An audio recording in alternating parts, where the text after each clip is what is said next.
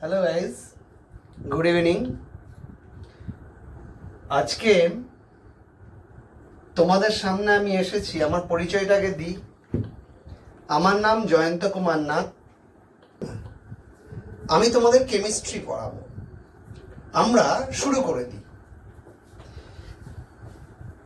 প্রথম প্রশ্ন, যে তোমরা যা শিখে এসছো এতদিন পর্যন্ত মাধ্যমিকে, পড়েছো চটি একটা বই। আমার মনে হয় না খুব ভালো কিছু শিখেছো। তো 11-12 পড়তে গেলে একটু ভিতরে গভীরে ঢুকে পড়তে হয়। আমি তোমাদের কেমন পড়াবো? বইয়ের লাইন ধরে ধরে আমি পড়াবো না, কিন্তু পুরো কনসেপ্ট দেবো, পুরো স্বচ্ছ ধারণা দেব। বইয়ের লাইন বাই লাইন পড়ে নেওয়ার দায়িত্ব তোমার। আমি শুরু করে দিই। প্রথম হচ্ছে, হোয়াট ইজ কেমিস্ট্রি?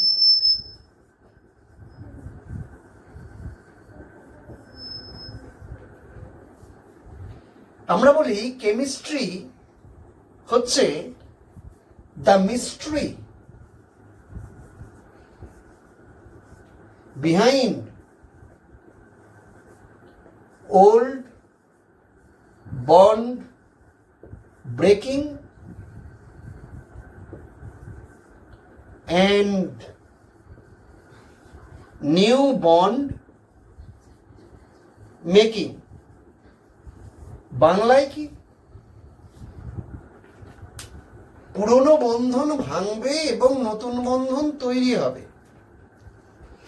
এর মধ্যে যে রহস্যটা, সেই রহস্যটা হলো কেমিস্ট্রি। এখন প্রশ্ন হচ্ছে, এই যে পুরনো বন্ধন ভাঙা আর নতুন বন্ধন তৈরি হওয়া কি করে হয় সেগুলো আমাকে জানতে হবে। এরা নির্দিষ্ট কতগুলো নিয়ম মেনে তৈরি হয়। ধরো, পুরনো বন্ধন ভেঙে গেল, নতুন বন্ধন তৈরি হবে। নতুন বন্ধন তো ইচ্ছা করলেই তৈরি করা যায় না। তৈরি করার জন্য কতগুলো নিয়ম নীতি আছে। সেই নিয়ম নীতিগুলো কেমন? সেই নিয়ম নীতিগুলোকে বলা হচ্ছে ল অফ কেমিক্যাল কম্বিনেশন, রাসায়নিক সংযোগ সূত্রাবলী। Law of chemical combination, law of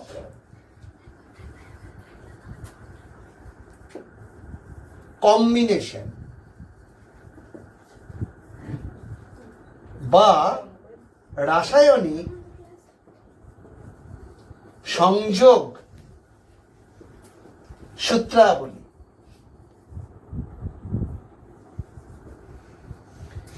এই রাসায়নিক সংযোগ সূত্রাবলীগুলো নিয়ে আমি আলোচনা করব।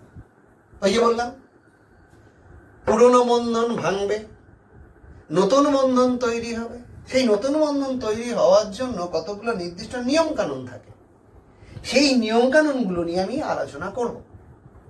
প্রথম যে নিয়মটা আমি বলবো সেটাকে বলা হচ্ছে ভরের নিত্যতা সূত্র। নিয়মগুলো কি কি বলে দিই। 1 নম্বর, ভরের নিত্যতা সূত্র।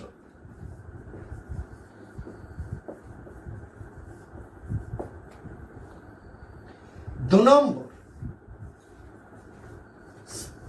স্থিরানুপাত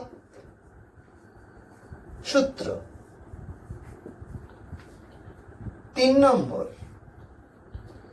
গুণানুপাত সূত্র।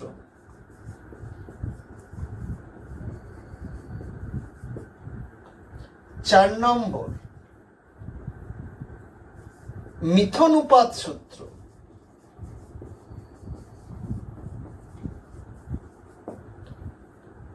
5 নম্বর, গেলুসাকের গ্যাসায়তন সূত্র। আমি এই সূত্রগুলোকে প্রত্যেকটাকে ইন্ডিভিজুয়ালি ধরে ধরে আলোচনা করব। এদের যেখানে ত্রুটি বিচ্যুতি আছে সেগুলো নিয়েও আলোচনা করব। তারপর প্রথম শুরু করি ভরের নিত্যতা সূত্র। This is the heading.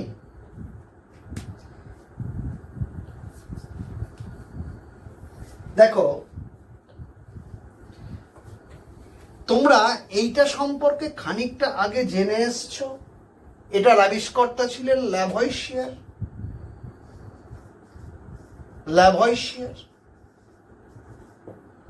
কি বলেছিলেন? কোন রাসায়নিক বিক্রিয়ার পূর্বে এবং রাসায়নিক বিক্রিয়ার পরে বিক্রিয়ক এবং বিক্রিয়া জাতের ভর একই থাকে। এটা ল্যান্ডল পরীক্ষা করলেন। একটা কিরম ল্যান্ডল পরীক্ষা করলেন? ল্যান্ডল পরীক্ষা করলেন এরকম,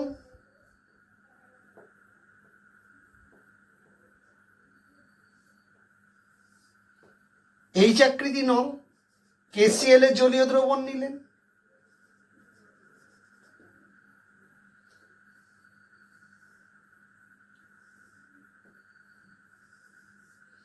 এখানে AgNO3 জলীয় দ্রবণ নিলেন।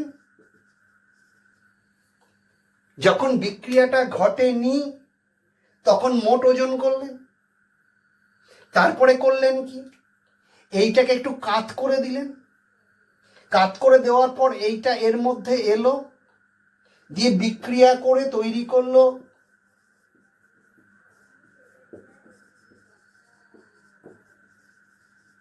সাদা আদক্ষেপ তৈরি করলো।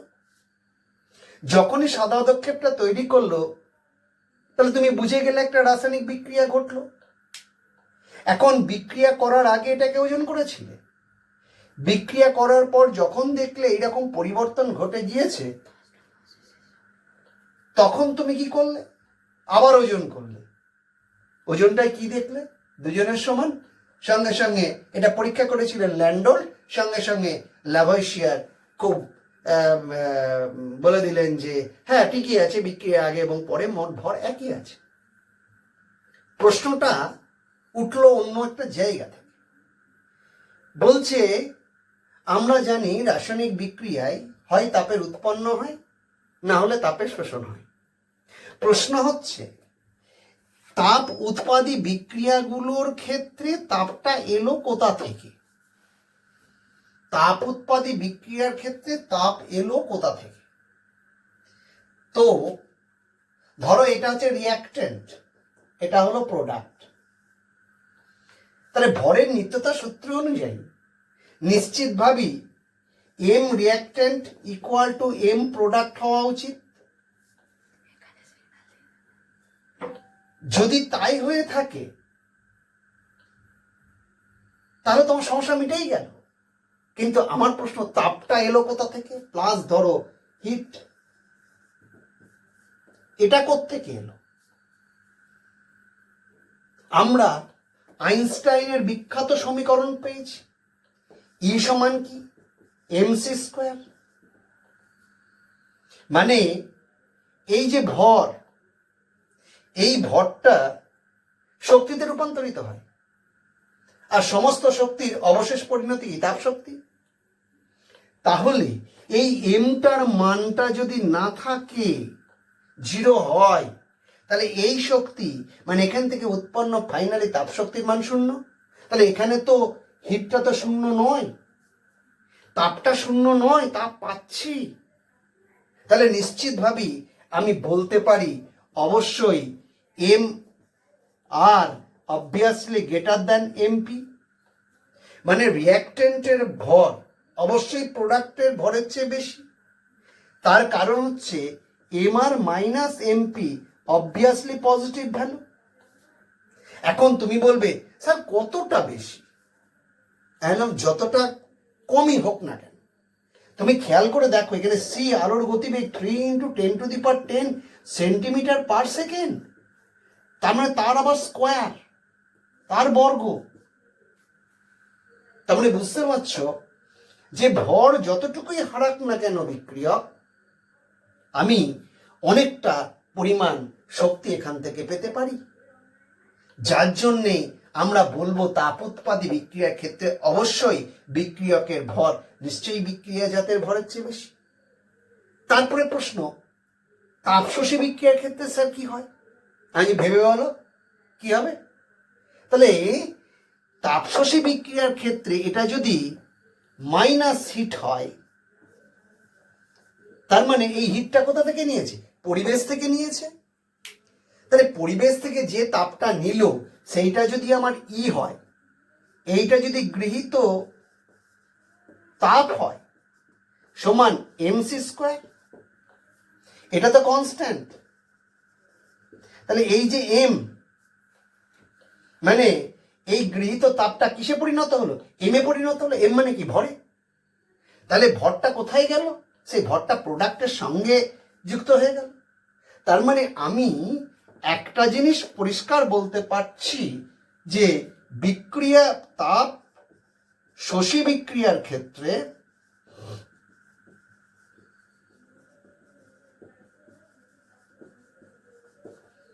তাপশোষী বিক্রিয়ার ক্ষেত্রে অবশ্যই বিক্রিয়া জাতের ভর বেশি। এখন তাহলে ভরের নিত্যতা সূত্রটাকে কি আমরা পরিবর্তন কিছুটা করব না? অবশ্যই করব। আমরা একসঙ্গে বলবো ভর ও শক্তির নিত্যতা সূত্র। অর্থাৎ বিক্রিয়ার আগে বিক্রিয়কের মোট ভর এবং শক্তি যা ছিল, বিক্রিয়ার পরে মোট ভর এবং শক্তি হচ্ছে একই থাকবে। এইটাই হচ্ছে গিয়ে ভর এবং শক্তির নিত্যতা সূত্র। এরপরে আসছি স্থিরানুপাত সূত্র। স্থিরানুপাত সূত্র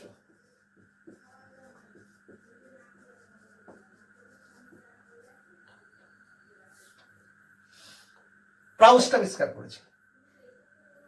স্থিরানুপাত সূত্র, এই কথাটার মধ্যে কিন্তু মানেটা লুকিয়ে আছে। স্থির অনুপাত মানে বলছে একটি নির্দিষ্ট যৌগের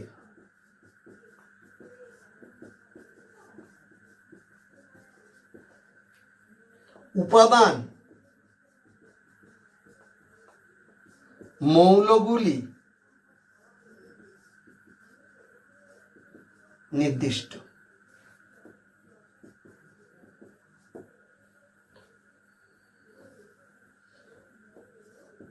ওজনের অনুপাত, তাহলে একটা নির্দিষ্ট যৌগের উপাদান মৌলগুলির ওজনের অনুপাত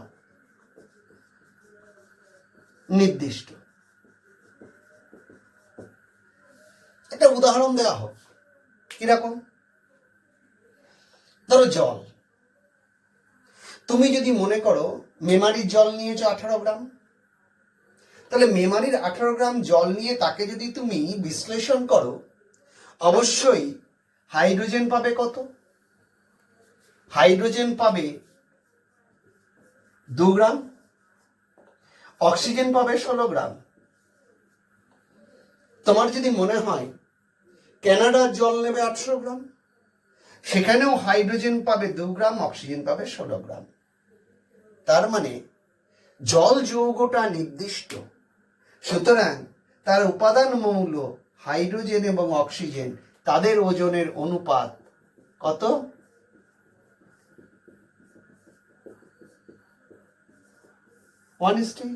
সে তুমি এখানকার জল নাও, সে তুমি কানাডার নাও, অস্ট্রেলিয়ার নাও, তুমি যেখানকার জল নাও না কেন, জল হলেই সেখানে হাইড্রোজেন এবং অক্সিজেনের ওজনের অনুপাত একই থেকে যাবে।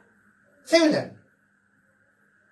সব ক্ষেত্রে যৌগ যদি নির্দিষ্ট হয়, তার উপাদান মৌলগুলোর ওজনের অনুপাত সবসময় নির্দিষ্ট হবে। তুমি এখনই আমাকে প্রশ্ন করবে, স্যার ধরুন আমি এমনি জল নিলাম আর ভারী জল নিলাম, তাহলে কি স্যার এই তত্ত্বটা খাটবে? রাইট। দেখ, ভারী জল আর সাধারণ জল, ভারী জলটা কি একটুখানি বলে নি।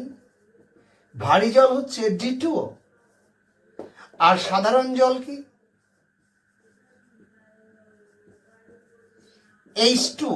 দ্যাট মিনস এখানে আছে হাইড্রোজেনের ডয়টোরিয়াম আইসোটোপটি, ডয়টেরিয়াম।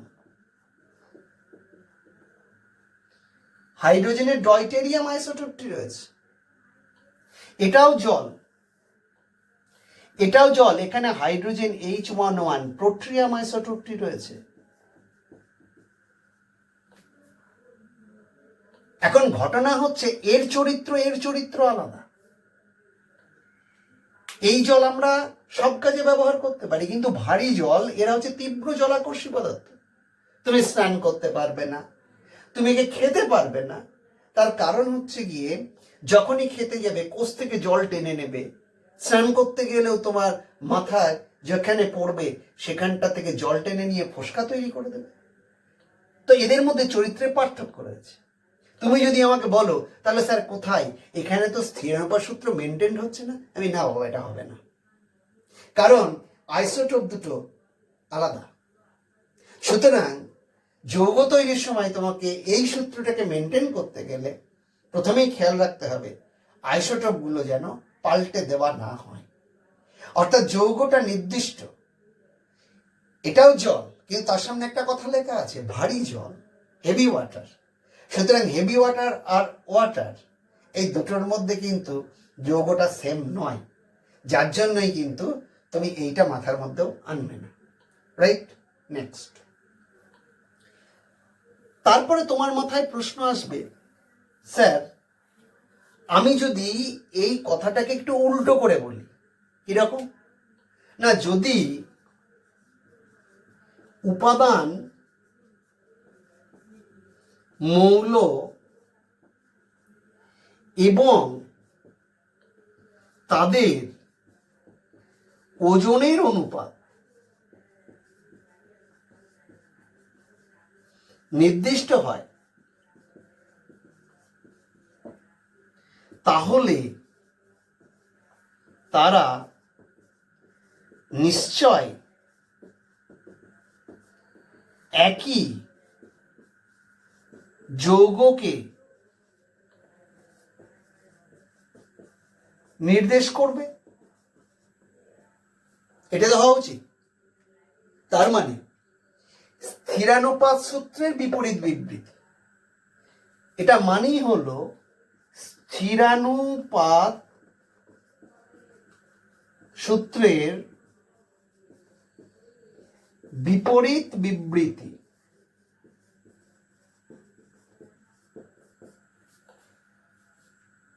তাহলে তুমি ঘুরিয়ে বলবে, হ্যাঁ স্যার ঠিকই তো, H2 যদি নির্দিষ্ট হয়, তার উপাদান মৌল হাইড্রোজেন এবং অক্সিজেন তাদের ওজন অনুপাত হচ্ছে নির্দিষ্ট।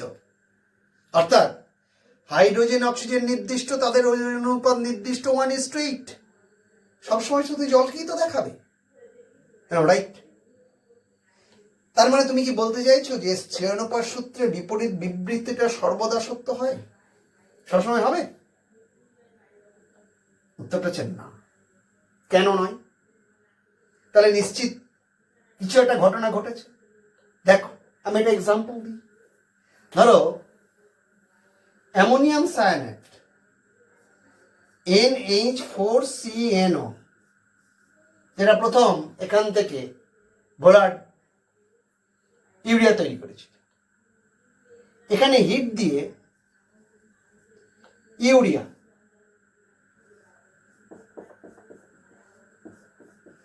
ইউরিয়া তৈরি করেছিল। তুমি তাকিয়ে দেখো, এখানেও নাইট্রোজেন দুটো, এখানেও নাইট্রোজেন দুটো, কার্বন একটা অক্সিজেন একটা, কার্বন একটা অক্সিজেন একটা। তাহলে নিশ্চিতভাবেই এই অ্যামোনিয়াম সায়ানেট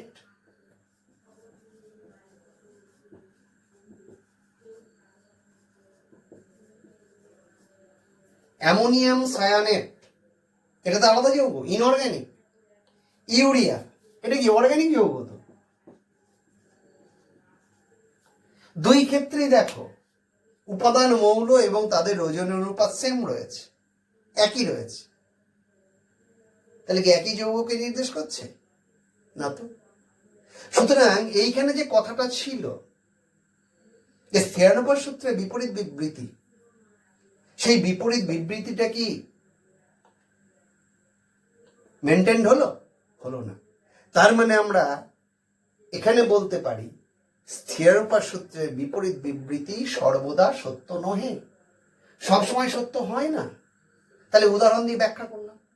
কারণ মনে রাখবে, exception always disturb the truth, আর কেমিস্ট্রিতে এক্সেপশনগুলি তোমাকে বেশি করে লক্ষ্য রাখতে হবে।